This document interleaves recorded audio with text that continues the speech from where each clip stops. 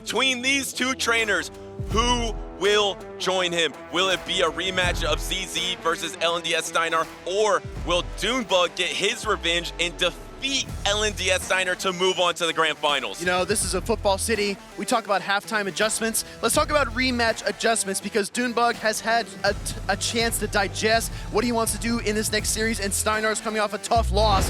This is going to say a lot about who these trainers are.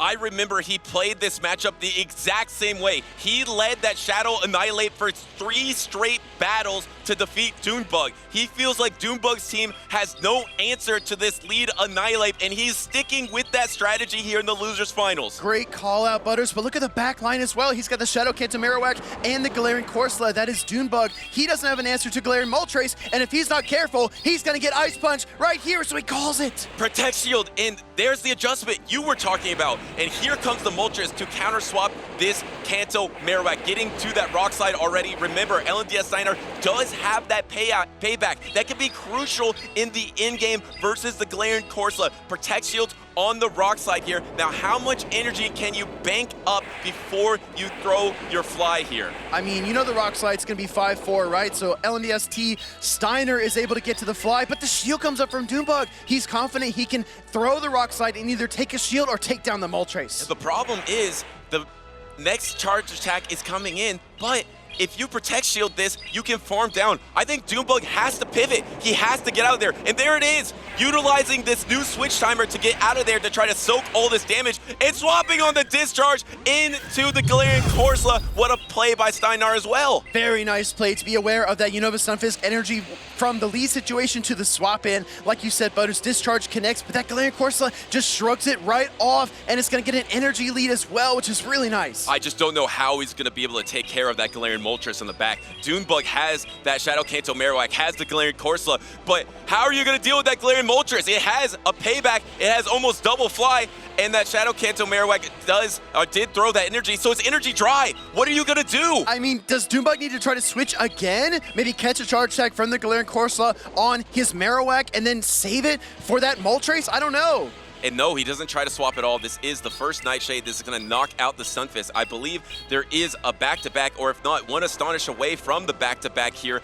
All 3 Pokemon are around for Steinar. Here is the next Nightshade, super effective. And now you could combo play. Do you try to swap on it? Watch the combo. Watch the combo right here. Nightshade's gonna come through. Steinar's timer is up. Goes for the Moltres. Pulls the trigger here. Oh, and he swaps. And the immediate counter swap. But Steinar knew that there was going to be a swap into the Marowak. He actually threw the fly. He didn't necessarily need to because Shadow Kanto Marowak was energy dry.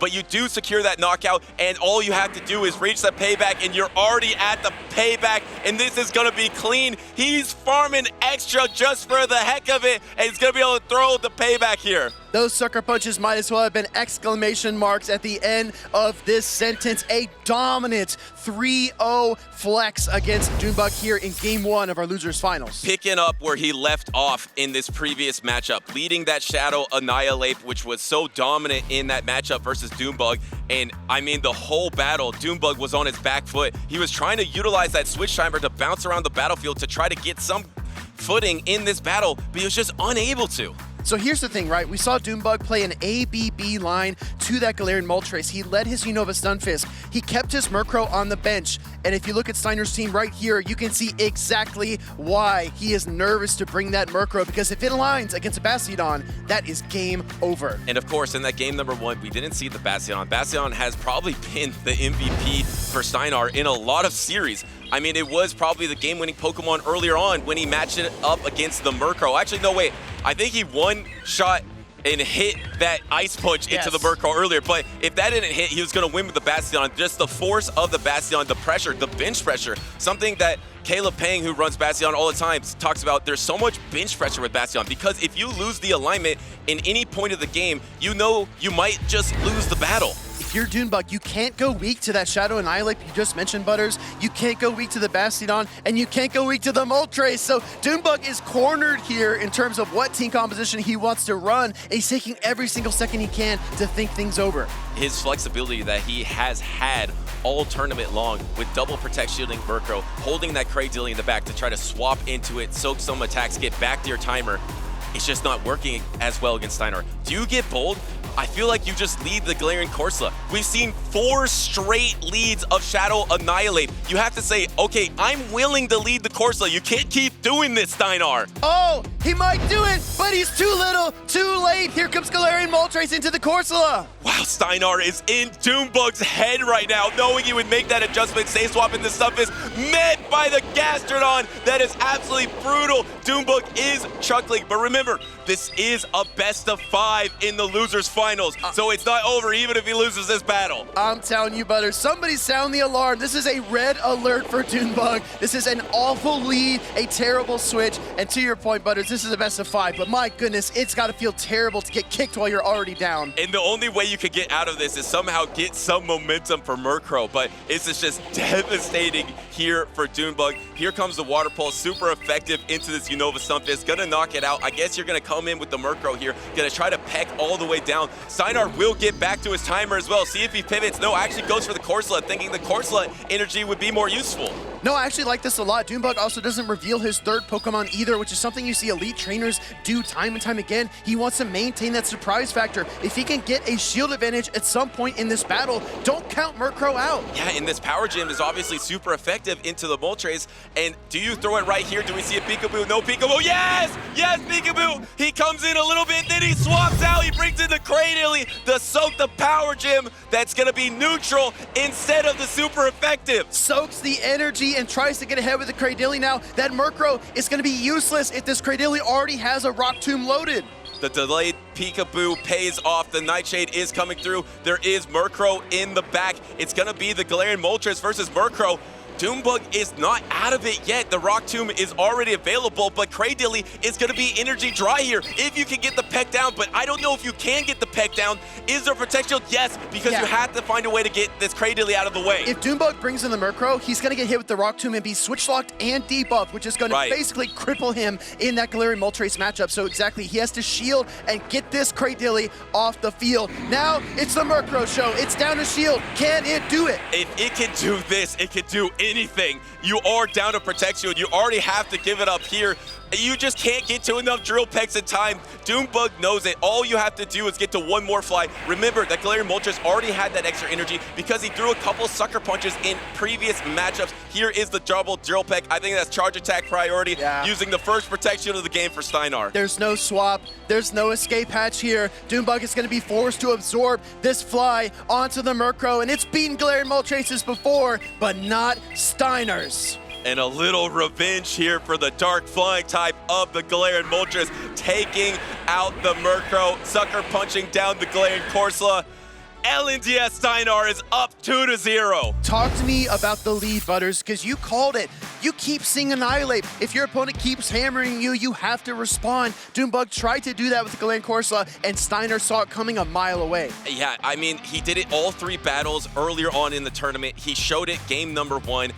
It's so big brain to then show it and then say, I did that before, I'm just gonna do it again until you change something. Doonebug's like, all right, I guess I'll change something. And so did Steinar.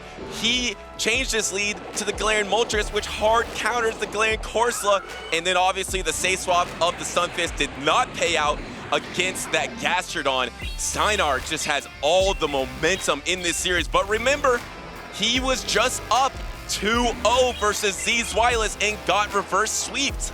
That has to be at the edge of his mind. It has to be there. It has to be lurking in the back. And if he stumbles in his game number 3, those doubts will creep in even further. So for a trainer like Steinar, who has yet to win his first regional championship, this is a true test of that grit, of that determination. And he's got to push through and persevere through this game number 3. And just like Zweilous did, Doonebug needs to make some game-changing adjustments. He needs some different strategy to be able to handle this problem that is LNDsTSteinar. So far, all the things that he's been doing has not worked. He's defeated every other trainer on this stage besides LNDsTSteinar. He needs to change it up here in this decisive game number 3 for his tournament. It's on the line for LNDsTSteinar. The grand finals are on the line. We're locked in. I can't believe this lead. Steinar strikes back. What a call! Gets the Bastion into the Murkrow. All Doonebug can do is shrug, but the Sayswap Cradilly. There's no clear answer here, so LNDsTSteinar is staying in. And the key thing is that switch timers will be way misaligned. It's not over yet. Absolutely, 7 assets and then the charge attack to boot. That's a lot of time to move the pieces around and try to wiggle free from a disastrous lead in this game number 3 for Doonebug. He's just staying. Steinar is actually just staying in this matchup. We thought this could be incredibly devastating for Doonebug. Finally, he swaps out, but look how misaligned these timers are. It's gonna come down to the end game. You just have to find a way to chunk down that Bastion little by little throughout this battle to finally take it out. It looks like the Rock Tomb is loaded up for Steinar. If he throws it now, he's gonna risk that Murkrow coming in, so he overcharges, finding the charge attack priority, sniffing it out, and is gonna connect it into that Cradilly. Doonebug is still behind because Steinar is building a buffer. And look at the health on Bastion. You technically still have the alignment here. You're gonna be able to match up your Bastion versus Murkrow. Bastion was barely dent here. Steinar is such a commanding position to move on to these grand finals, and Doonebug is shaking his head. Yeah. What am I gonna do here? How am I gonna figure this out? The reality is setting in, right? He's only seen 2 of Steinar's Pokemon, and Doon's probably thinking to himself, if it's a Moltres, I'm in trouble. If it's a Gastrodon, I'm in danger. If it's a Galarian Corsola, I'm up a creek. The only chance he has is if maybe there's an Annihilate in the back, and we know there isn't. There is not an Annihilate. There is the Galarian Corsola in the back for both of these trainers, and they are going to meet right here, but Steinar does have the Protect Shield advantage.